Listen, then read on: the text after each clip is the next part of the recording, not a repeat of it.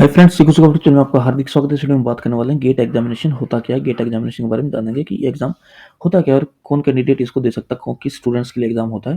तो देखिए, स्टार्टिंग से बात करते हैं। सबसे पहले गेट की फुल फॉर्म समझते हैं। Graduate aptitude test in engineering, यानी कि जो इंजीनियरिंग के अंदर एक एप्टीट्यूड टेस्ट है, ग्रेजुएट एप्टीट्यूड टेस्ट है, इसको गेट बोला जाता है। ठीक है, तो मेनली इंजीनियर्स के लिए ही होता है, यानी कि जो बीटेक के स्टूडेंट्स होते हैं उनके लिए होता है। जो बीटेक का ऑलरेडी पास आउट स्टूडेंट है उनके लिए होता है। बीटेक का मतलब बैचलर ऑफ टेक्नोलॉजी। ठीक है, यानी कि टेक्नोलॉजी में, प्रौद्योगिकी में स्नातक। ठीक है, जो बीटेक कर रहे हैं फॉर 4 साल का कोर्स होता है, उनके लिए एग्जामिनेशन होता है गेट का। ठीक है, बीटेक करने के बाद आप गेट को क्वालिफाई करते हैं तो आपके पास बहुत सारे और नए डोर ऑप्शंस ओपन हो जाते हैं। ठीक है, तो देखिए, जिस तरीके से बात करें तो एग्जाम निकलता कब है और एग्जाम लिया कब जाता है। तो देखिए, ये एग्जाम हर साल सितंबर एंड और अक्टूबर की स्टार्टिंग में ये इसके लिए एप्लीकेशन प्रोसेस स्टार्ट हो जाता है और जनवरी और फरवरी के मंथ में ये एग्जाम कंडक्ट किया जाता है। ठीक है, अब कौन इस एग्जाम को दे सकता है? देखिए, बीटेक के जो फाइनल ईयर के स्टूडेंट्स हैं, यानी कि जो 8 सेमेस्टर या 7 सेमेस्टर के स्टूडेंट हैं, वो इस एग्जामिनेशन को दे सकते हैं।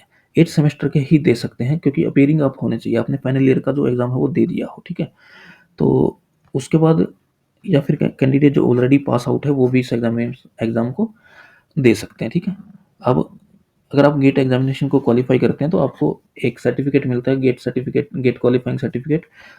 उसका आपके लिए क्या-क्या बेनिफिट है उसकी बात करते हैं। देखिए, उसके थ्रू आप पीएसयू में जा सकते हैं। ठीक है, अलग-अलग ऑर्गेनाइजेशंस होते हैं, उनमें आप जा सकते हैं। अलग-अलग बड़ी-बड़ी कंपनियाँ हैं, मल्टी नेशनल कंपनी तो नहीं बोल सकते, लेकिन इंडिया के अंदर जो अलग-अलग कंपनियाँ हैं उसमें आप जा सकते हैं। ठीक है, जैसे कि NTPC national thermal power corporation, IOCL Indian oil corporation limited, BEL Bharat heavy electric limited, BEL Bharat electrical electronics limited, HPCL Hindustan petroleum corporation limited, Bharat petroleum corporation limited.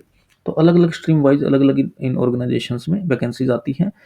तो आप एज़ ए ग्रेजुएट ट्रेनी आप टेक्निकल ट्रेनी के तौर पे आप join कर सकते हो और आपको अच्छी सैलरी मिलेगी, अच्छा आपको स्टीपेंड दिया जाएगा, पैकेज आपका अच्छा रहेगा, बशर्ते आपका गेट का स्कोर अच्छा हो। ठीक है, और एक और ऑप्शन होता है आपके पास, अगर आप गेट अच्छे से क्वालिफाई करते हैं तो आप हायर स्टडीज़ कर सकते हैं, वो भी एपेक्स इंस्टीट्यूट से, यानी कि आईआईटीज़ या फिर आईआईएम वगैरह से, आईआईएससी वगैरह से, सॉरी आईआईएम नहीं, आईआईएससी, यानी कि इंडियन इंस्टीट्यूट ऑफ साइंस जो बैंगलोर के अंदर है, और आईआईटीज़ जो हैं इंडिया के अंदर, तो उनसे आप एमटेक कर सकते हैं, पीएचडी कर सकते हैं। लेकिन आपका जो गेट का स्कोर है वो अच्छा होना चाहिए। ठीक है, और साथ ही साथ आप क्या कर सकते हैं, गेट के बेसिस पे आप एनआईटीज़ के अंदर भी जा सकते हैं एमटेक करने के लिए। तो आप एमटेक के लिए जब अप्लाई करते हैं, जब किसी भी एनआईटी या आईआईटी के अंदर या आईएएस के अंदर एमटेक के लिए वैकेंसीज आती है, एमटेक के लिए नोटिफिकेशन आता है, तो उसमें डायरेक्टली मेंशन होता है कि गेट क्वालिफाइड कैंडिडेट्स और गेट क्वालिफाइड स्टूडेंट्स ही वैलिड माने जाएंगे, एलिजिबल माने जाएंगे एमटेक एडमिशन के लिए। तो इसलिए गेट एग्जामिनेशन आपके लिए काफ़ी हेल्पफुल हो जाता है। तो ये बेसिक इन्फॉर्मेशन थी जो गेट एग्जाम के बारे में मैंने आपको शेयर की। तो उम्मीद करता हूँ आपको वीडियो ठीक लगी है। वीडियो अच्छी लगी तो वीडियो को लाइक कीजिए, चैनल को सब्सक्राइब कीजिए। धन्यवाद।